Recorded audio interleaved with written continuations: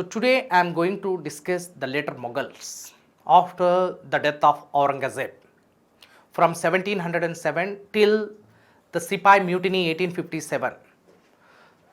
The later Mughals era is very important. The way that gave a path for the foundation of a sovereign British power.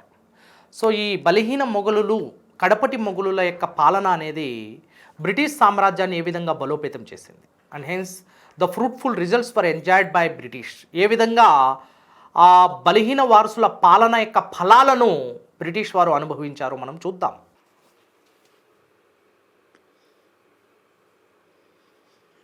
So the first ruler the later Mughals Bahadur Shah I Mozam Bahadur Shah I, son of Aurangzeb.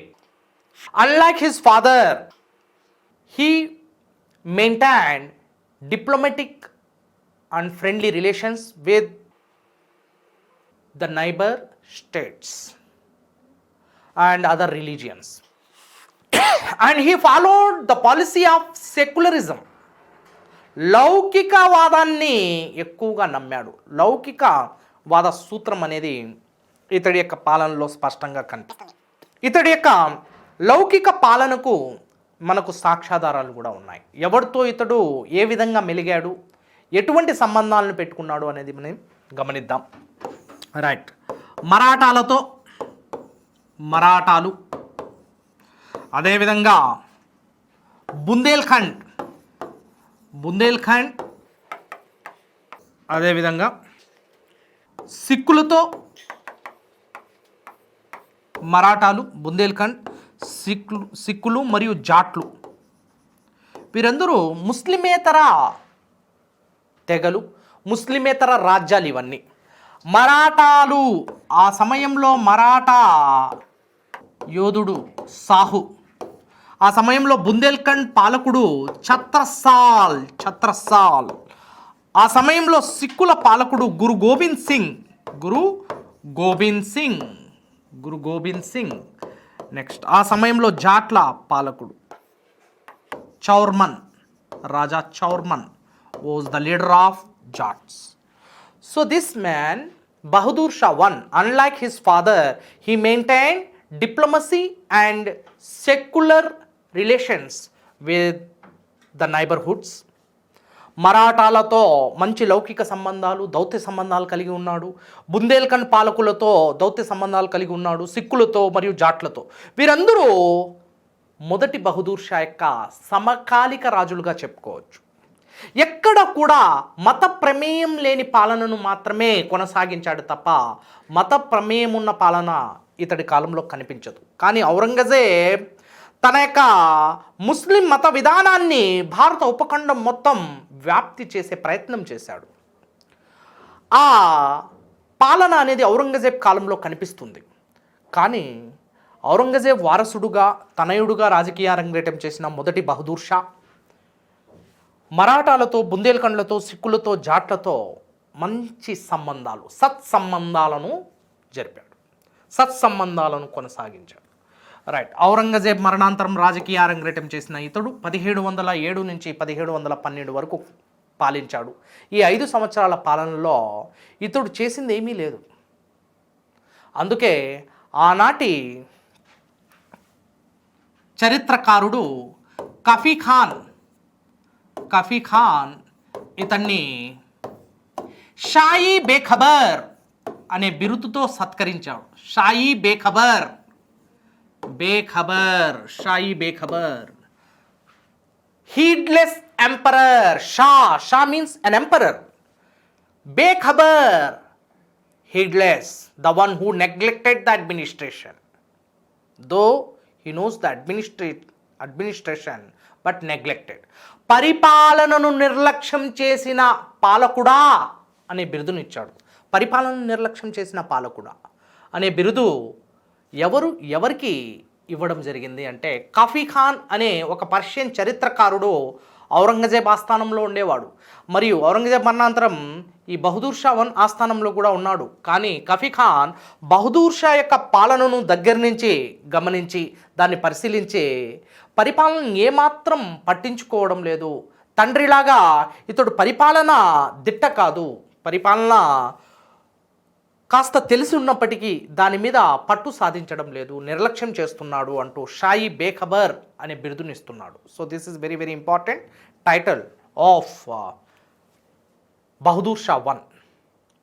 మొదటి షా ఆలం అని కూడా పిలుస్తాం ఇతన్ని, right.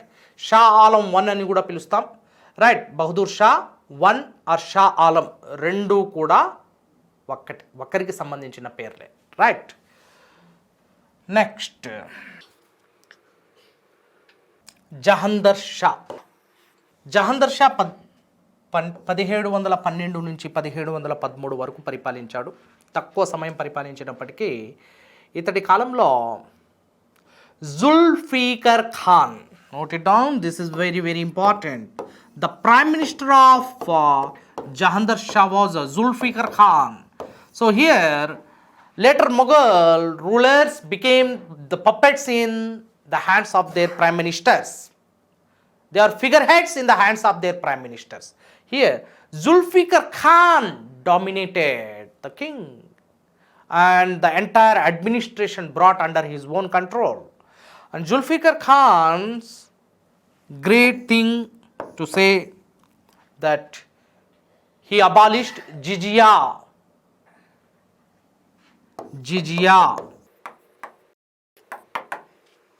in India.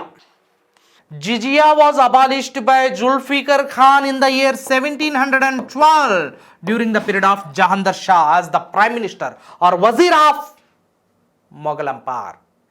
What was Jizya? Jizya was a religious tax.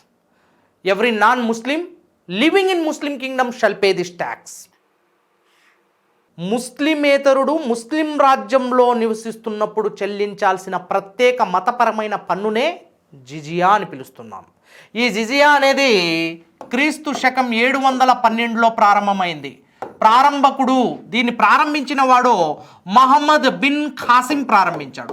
Mohammed bin Qasim ఆనాడు సింధ్పై దండయాత్ర చేసి సింధ్ను తన యొక్క పాలనలోకి తీసుకొచ్చి సింధ్లో నివసిస్తున్న ముస్లిమేతరులపై జిజియా అనే పన్నును విధించాడు. ఆ విధంగా జిజియా ప్రస్థానం అనేది క్రీస్తు శకం 712లో ప్రారంభమై పలు సందర్భాల్లో జిజియా నిషేధించబడి మళ్ళీ పునరుద్ధరించబడింది, right.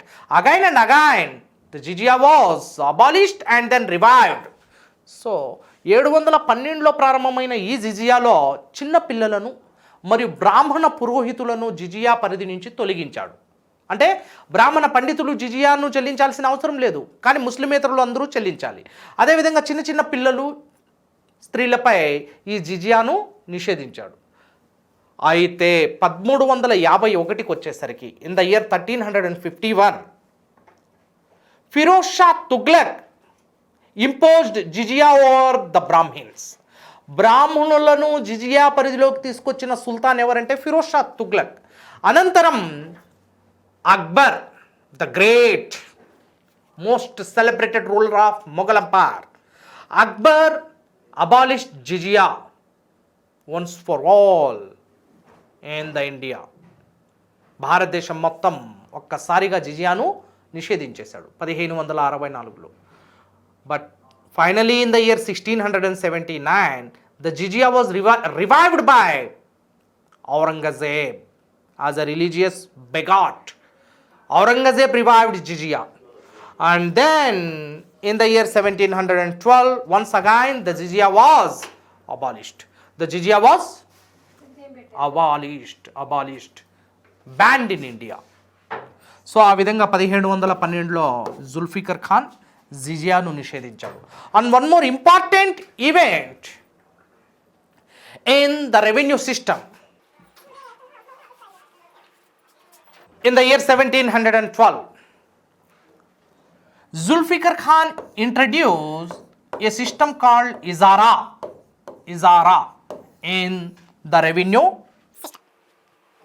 Ijarah means, and this is a land revenue, but an intermediary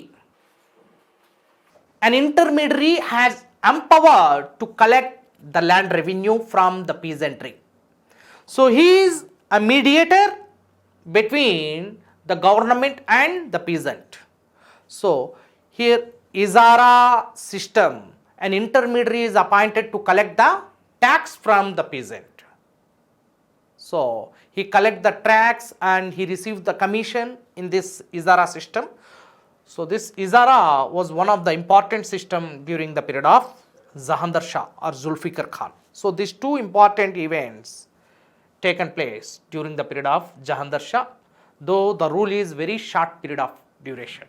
చాలా తక్కువ సమయం పరిపాలించినప్పటికీ రెండు గొప్ప మార్పులు, ఒకటి జిజియాను నిషేధించడం, రెండు రెవెన్యూ వ్యవస్థలో ఇజారా అనే మధ్యవర్తిని నియమించి మధ్యవర్తి ద్వారా పన్నును భూమి శిస్తును వసూలు చేసే పద్ధతిని ప్రవేశపెట్టడం. These two are very important. Next coming to Farrukhsiyar. Farrukhshiyar, he was also a secular person and followed the policy of secularism and maintained diplomacy and friendly relations with the neighbor states and Peshwas. See, after the end of Shahu, Shivaji and his successors, Peshwai's rule started in Marathwada region. Maratha చరిత్రను రెండు కోణాల్లో మనం అధ్యయనం చేయాలి, రెండు భాగాలుగా విభజించుకోవాలి. శివాజీ మరియు వారసుల యొక్క పాలన, రెండవది పీష్వాల పరిపాలన. పీష్వాలు అంటే శివాజీ మరియు వారసుల యొక్క ప్రధాన మంత్రులనే పీష్వాలు అంటాం. ఆ విధంగా మరాఠా రాజ్యాలను పీష్వాలు పరిపాలించారు. మరి ఈ పీష్వాల కాలంలో పీష్వాలతో సత్సంబంధాలను కొనసాగిస్తున్న ఈ మొఘల్ చక్రవర్తి, కడపటి మొఘల్ చక్రవర్తి ఫరూఖ్షియర్. రైట్, ఈ ఫరూఖ్షియర్ మంచి సంబంధాలను కొనసాగిస్తున్నాడు. ఆ సమయంలోనే ఔరంగజేబ్ యొక్క సమాధిని కూడా పీష్వాలు సందర్శించుకోవడం జరిగింది. ఇతడి కాలంలో ఔరంగజేబ్ యొక్క సమాధిని సందర్శించుకుంటున్నాడు బాలాజీ విశ్వనాథ్ అనే పీష్వా. అంటే మొఘలులకి మరియు మరాఠాలకు మధ్యనున్న వైరం పూర్తిగా నశించి ఔరంగజేబ్ కాలంలో ఉన్న శత్రుత్వం పూర్తిగా అంతమొందించబడి మరాఠాలకు మరియు మొఘలులకి మధ్య సాన్నిహిత్య సంబంధాలు నెలకొన్నాయి అనడానికి నిలవెత్తు సాక్ష్యంగా బాలాజీ విశ్వనాథ్ ఔరంగజేబ్ యొక్క సమాధిని సందర్శించుకోవడం ఔరంగాబాద్లోని ఖులాదాబాద్లో ఇది గొప్ప నిదర్శనంగా, నిలువెత్తు నిదర్శనంగా చెప్పుకోవచ్చు. రెండవది, ఈ ఫరూఖ్షియర్ కాలంలో ముఖ్యంగా ఇతడు ఒక పక్షవాత రోగి, పారాలిసిస్. రెండవది, ఇతడి యొక్క శరీరంలో చేతులు కాళ్ళు ఎక్కువ కాలం పనిచేయవు. సో ఇటువంటి రోగిని రోగం బారి నుండి రక్షించడానికి ఇంగ్లీష్ ఈస్ట్ ఇండియా కంపెనీ ఒక వైద్యుడిని పంపిస్తుంది, Hamilton. Very important. Hamilton company's physician అంటే డాక్టర్. అంటే బ్రిటిష్ సైన్యంలో ఎంతోమంది వైద్యులు ఉండేవారు, అందులో Hamilton sent to the court of Farrukhsiyar to cure the disease of Farrukhsiyar. And finally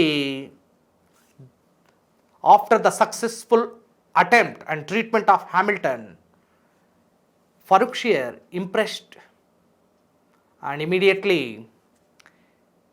he gave a great declaration called Farrukhshiyar Farmana.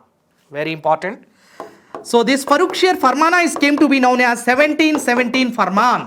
1717 Farman, which accordingly English East India Company received custom-free trade over Bengal, Gujarat and Deccan. చూడండి, ఫరూఖ్షియర్కి ఎప్పుడైతే వైద్యం చేసి పక్షవాతాన్ని పూర్తిగా నయం చేసి ఆరోగ్యవంతుడుగా మార్చాడో ఈ ఫరూఖ్షియర్ ఇక British East India కంపెనీకి ఫిదా అయిపోయాడు పూర్తిగా. వెంటనే మీకేం కావాలో కోరుకోండి, ఇది నా రాజ్యం, ఏం కావాలన్నా కూడా ఇస్తాను అన్నాడు. ఆ సమయంలో బ్రిటిష్ ఈస్ట్ ఇండియా కంపెనీ మాకు బెంగాల్, గుజరాత్, దెక్కన్ ప్రాంతాల్లో స్వేచ్ఛా వ్యాపారానికి అనుమతినివ్వండి అంటూ బ్రిటిష్ ఈస్ట్ ఇండియా కంపెనీ కోరడం, ఇక హామిల్టన్ దానికి సమర్థించడం. వెంటనే ఇతడు ఒక్క మారు కూడా ఆలోచించకుండా బెంగాల్, గుజరాత్, దెక్కన్ అప్పుడు బెంగాల్లో బీహార్ మరియు ఒడిస్సాలు కూడా అంతర్భాగంగా ఉండేవి. ఆ ప్రాంతాలన్నిటినీ ఇంగ్లీష్ ఈస్ట్ ఇండియా కంపెనీకి దారాదత్తం చేశాడు. Right. So through the Farrukhshiyar Farmana 1717, English East India Company empowered to have custom free trade without paying any tax or custom. They can have free trade, స్వేచ్ఛా వ్యాపారం చేసుకోవచ్చు. ఎవరు? బ్రిటిష్ ఈస్ట్ ఇండియా కంపెనీ, బ్రిటిషులు. And now the company has to be pay 10,000 rupees per annum. సంవత్సరానికి నామమాత్రంగా 10,000 రూపాయలని చెల్లించి ఇక స్వేచ్ఛా వ్యాపారాన్ని నిర్వహించుకోవచ్చు. ఆ విధంగా ఒక గొప్ప అద్భుతమైన రెవెన్యూ వనరుల్ని బెంగాల్, బీహార్, ఒడిస్సా, గుజరాత్, దక్కన్ ప్రాంతాల్లో ఈస్ట్ ఇండియా కంపెనీ పొందడం జరిగింది. మొహమ్మద్ షా రంగీలా, రోషన్ అఖ్తర్ అని కూడా పిలుస్తాం ఇతన్ని. రోషన్ అఖ్తర్ అసలు పేరు. మొహమ్మద్ షా రంగీలా అనేది అధికారిక నామం.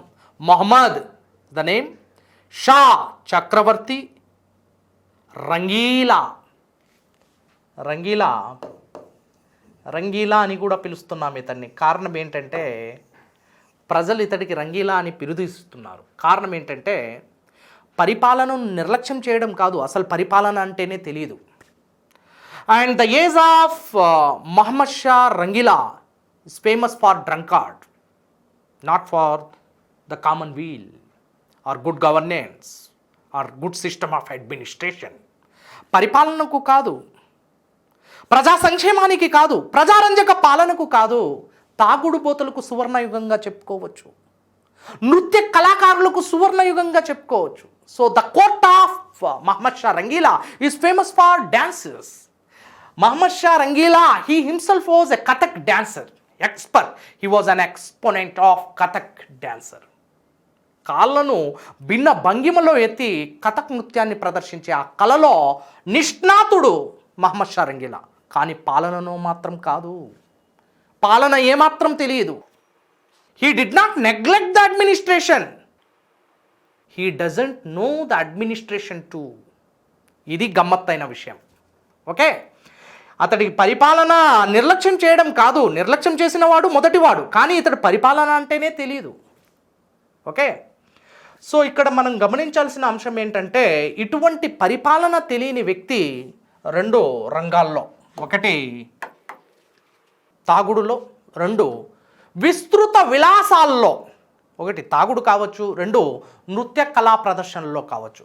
ఆ విధంగా మద్యపానం మరియు నృత్య కళా ప్రదర్శన వీటిలో గొప్ప కళను ప్రదర్శించాడు మహమ్మద్ షా రంగీలా. మరి ఈ క్రమంలో మహమ్మద్ షా రంగీలా పాలనకు పూర్తి స్థాయి పటిష్టమైన నిర్వహణ లేకపోవడంతో పాలన గాడి తప్పినందుకు గాను ఇతడి ఆస్థానంలో ఉన్న ఇద్దరు ప్రముఖులు గొప్ప అధికారులు, ఒకరు బుర్హాన్ ఉల్ ముల్క్, మరొకరు Nizam ul Mulk. Burhan ul Mulk and Nizam ul Mulk flourished in the court of Muhammad Shah Rangeela.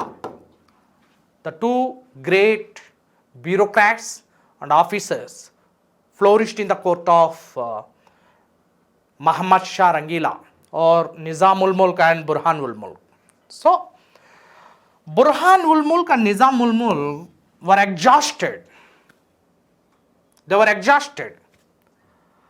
And finally, they are unable to continue their bureaucracy under Muhammad Shah Rangeela. So they came out of Mughal Empire and declared independence, founded independent states.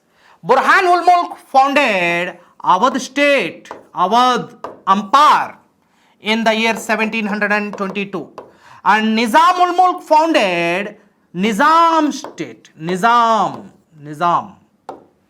Kingdom in the year 1724. చూడండి, మహమ్మద్ షా రంగీలా యొక్క పాలనతో విసుగొచ్చి వేసారెత్తిపోయిన ప్రముఖ అధికారులైన Burhan ul Mulk, Nizam ul Mulk ఈ మహమ్మద్ షా రంగీలా యొక్క పాలన నుంచి బయటకు వచ్చి Burhan ul Mulk Awadh రాజ్యాన్ని స్థాపించాడు 1722లో.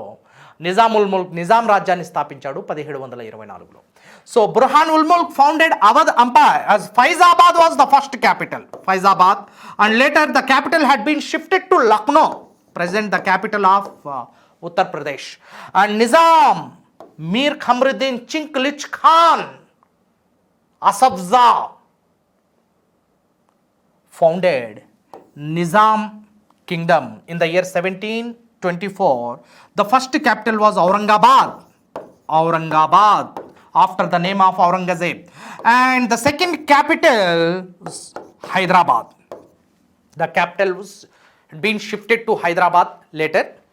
So, ఈ విధంగా ఏ మొఘల్ చక్రవర్తి కాలంలో నిజాం సంస్థానం ఒక ప్రత్యేక స్వతంత్ర సంస్థానంగా స్థాపించబడింది అనే ప్రశ్నలు వస్తుంటాయి మహమ్మద్ షా రంగీలా కాలంలో. ఏ మొఘల్ చక్రవర్తి కాలంలో అవధ్ స్వతంత్ర సంస్థానంగా ప్రకటించుకుంది అంటే మహమ్మద్ షా రంగీలా కాలంలో. చూడండి, ఎప్పుడైతే ఒక రాజు అసమర్థుడవుతాడో, బలహీనుడవుతాడో, అతడి యొక్క అధికారులే ఆ పాలన నుంచి బయటకు వచ్చి వారికి ఆయా ప్రాంతాలపై ఉన్న పట్టును ఆధారంగా చేసుకొని ఆ ప్రాంతాలను పరిపాలించడం మొదలుపెట్టేశారు. ఆ ప్రాంతాల నుంచి స్వతంత్రాన్ని ప్రకటించుకోవడం మొదలుపెట్టుకున్నారు. అదే ఔరంగజేబ్ కాలంలో జరిగిందా? ఔరంగజేబ్ కాలంలో ఎవరైనా అధికారి లేదా ఎవరైనా సుబేదార్ ఔరంగజేబ్కి వ్యతిరేకంగా స్వతంత్రతను ప్రకటించుకుంటే అతడి యొక్క చివరి రోజు అవుతుంది. కానీ ఇక్కడ మొఘల్ వారసులు బలహీనులు కావడంతో, పరిపాలన అంటేనే తెలియకపోవడంతో ఈ అధికారులు గొప్ప సాహసాన్ని చేయడం జరిగింది. ఆ క్రమంలో 2 స్వతంత్ర రాజ్యాలు స్థాపించబడ్డాయి, అవధ్ మరియు నిజాం రాజ్యాలు. ఇక్కడ మనం గమనించాలి, ఈ మహమ్మద్ షా రంగీలా ప్రజలు తన యొక్క ఆస్థానానికి వెళ్ళి తమ యొక్క సాధక బాధకాలు వినిపించుకునే సమయంలో మహమ్మద్ షా రంగీలా ఆ ప్రజల యొక్క సాధక బాధకాలను విన్న అనంతరం నృత్యం చేస్తూ నృత్య ప్రదర్శన చేస్తాడు. ఇదే ఆ ప్రజలకు సమాధానంగా మిగిలిపోయింది. అంటే ఇక్కడ ప్రజల యొక్క ప్రజా సంక్షేమాన్ని విస్మరించి,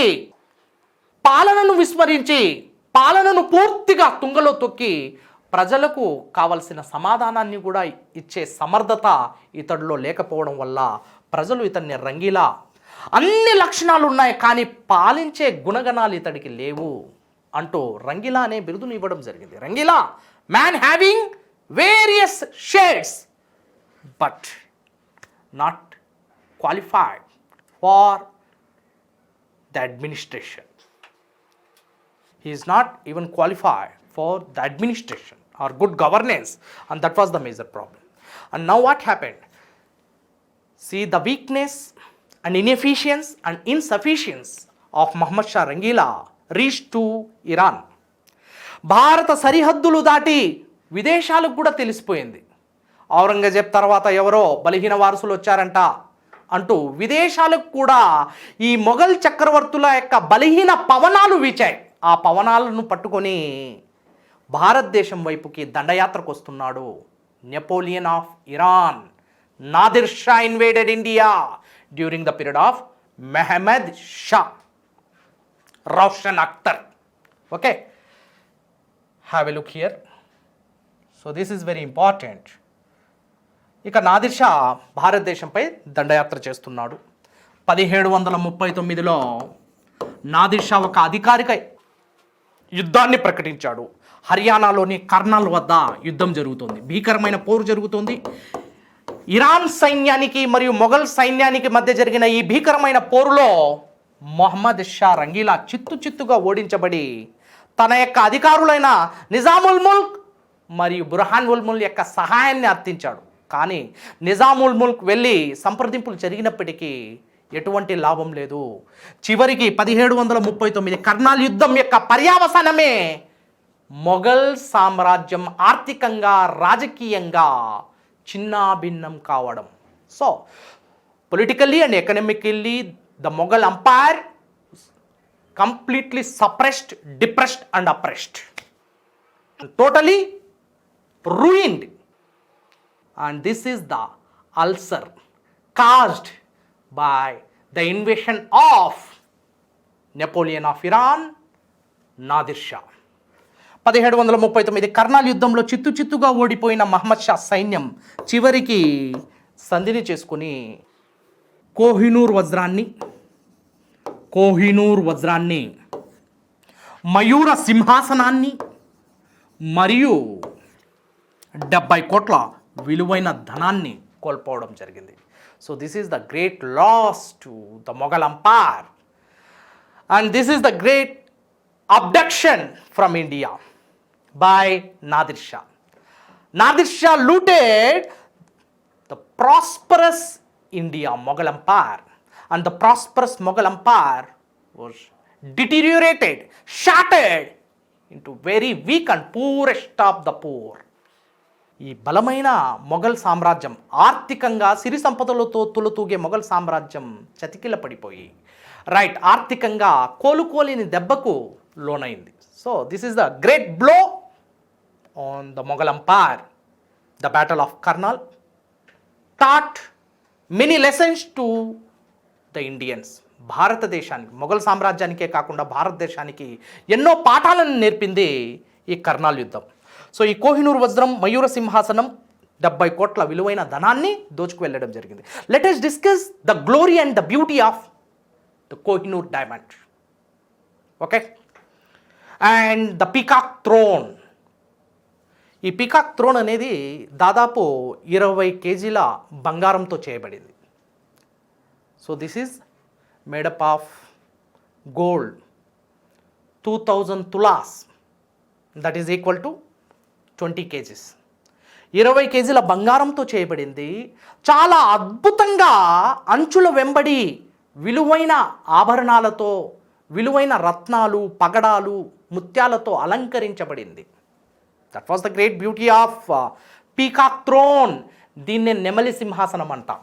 దీనిపై షాజహాన్ కూర్చుని తన యొక్క పాలనను సమీక్షించేవాడు. అటువంటి మయూర సింహాసనాన్ని విదేశీయులు పట్టుకు వెళ్తున్నారు. ఇది ఎంతటి అసమర్థత, ఎంతటి చేతగానితనం, ఎంతటి బలహీనత. సో దీన్ని మనం కాపాడలేకపోయాం. గొప్ప మయూర సింహాసనాన్ని, రైట్. ఈ మయూర సింహాసనాన్ని షాజహాన్ ఢిల్లీలోని ఎర్రకోటలో అధిష్టానంపై ఉంచి మయూర సింహాసనం మీద కూర్చొని కోహినూర్ వజ్రాన్ని చేతుల్లో తీసుకొని ఇలా తిప్పుతూ పాలనను గొప్పగా, అంగరంగ వైభవోపేతంగా నిర్వహించేవాడు. కానీ కడపటి మొఘల్ కాలంలోకి వచ్చేసరికి ఇవేమీ మిగలలేదు. షాజహాన్ ఢిల్లీలోని ఎర్రకోటలో దివానీ ఖాస్, ఎర్రకోటలో 2 భవనాలు ఉంటాయి, 2 భవంతులు ఉంటాయమ్మా. ఒకటి Diwani Khas. So the forts of Mughals are divided into 2 parts. One is the Diwani Khas, another one is Diwani Am. Diwani Khas, a chamber of private audience, while the Diwani Am, the chamber of public audience. ప్రజలతో రాజు ముఖాముఖి అయ్యే ప్రాంతాన్నే దివానీ ఆమ్ అంటాం. And Diwani Khan అంటే తన యొక్క బంధుమిత్రులతో, తన యొక్క సన్నిహితులతో, తన యొక్క సహచరులతో, తన యొక్క ఆత్మీయులతో ముఖాముఖి అయ్యే ప్రాంగణం దివానీ ఖాస్. అంత అద్భుతంగా దివానీ ఖాస్ని తయారు చేశాడు ఎవరు? షాజహాన్. ఢిల్లీలోని ఎర్రకోటలో, ఇప్పుడు మనకి స్వాతంత్ర సమయంలో ప్రధాని అక్కడి నుంచి ప్రసంగిస్తూ ఉంటారు, రైట్. ఆ ఢిల్లీలోని ఎర్రకోటలో అత్యంత వైభవోపేతంగా ఎర్రకోటలోని దివానీ ఖాస్ పీఠాన్ని అలంకరించి, రెండవది మయూర సింహాసనాన్ని నుంచి కోహినూర్ వజ్రాన్ని అక్కడ ఆ పీఠం మీద ప్రయోగిస్తూ ఒక మాటను అక్కడ గోడలపై రాస్తాడు. ఆ గోడలపై ఒక వ్యాఖ్యను చాలా క్లుప్తంగా చెప్తాడు. అగర్ ఫరదోస్ బురిహే జమీనత్ తో హమినత్ తో హమినత్ తో హమినత్. If on the earth be an Eden of bliss, it is this none but this. భూమి మీద స్వర్గం అంటూ ఉంటే అది ఇదియే, ఇది తప్ప మరొకటి కాదు, కాజాలదు అంటూ చాలా అద్భుతంగా చెప్పాడు. So, agar Firdos Burhe Zaminat, Tohaminat, Tohaminat, Tohaminat. So, the meaning of this Persian couplet, authored by Amir Khusro, the famous Persian poet during the Delhi Sultanate, was copied by Shah Jahan to the walls of Diwani Khas. అగర్ ఫిర్దోస్ బుర్రిహే జమీనత్ తో హమినత్ తో హమినత్ తో హమినత్. భూమి మీద స్వర్గం అంటూ ఉంటే అది ఇదియే, అది ఇదియే, ఇది తప్ప మరొకటి కాదు. అంతటి గొప్పగా దాన్ని అలంకరించాడు. Yes, if on the earth be an Eden of bliss, it is this none but this is true. అలాంటి విలువైన సంపదను పట్టుకొల్లారు, అలాంటి విలువైన సంపదను కోల్పోయాం. So will discuss the journey of Kohinoor diamond in the next episode. Thank you and keep watching Telugu One.